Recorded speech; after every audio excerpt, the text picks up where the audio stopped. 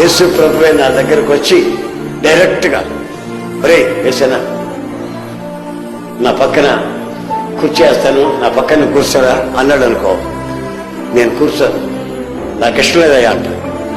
ఒరే ఏమిట్రా అలుగుతావేంటి, ఇష్టం లేదంటావేంటి, నా పక్కన కూర్చోండి మామూలు పదా, నా పక్కన కూర్చో, నాకు ఇష్టం లేదండి అంట. మరి ఎక్కడ కూర్చోవాలి ఉందా నీకు? నీ ఒళ్ళో కూర్చోవాలి ఉంటే, నీ ఒళ్ళో కూర్చోవాలి ఉందండి నాకు. ఊరి పాపం నొప్పి మామూలు వచ్చిపోయా నువ్వు. నా పక్కన కూర్చునే దానికి జనం గడగళ్ళు ఆడుతుంటే నా ఒళ్ళో కూర్చుంటావా? కూర్చుంటారు. మరి ఎందుకు కూర్చోబెట్టుకో, కూర్చుంటారు నీ ఒళ్ళో అని అంటారు. ఆమె నిజంగా ఆ ధన్యత, ఆ అనుభూతి, ఆ ప్రశాంతత మనం ఒక్కసారి ఆలోచిస్తే ఈ లోకంలో ఉన్న ఈ తుచ్చమైన అభిలాషల వైపు మనం పోలేం. నీచమైనవి, క్షణికమైనవి,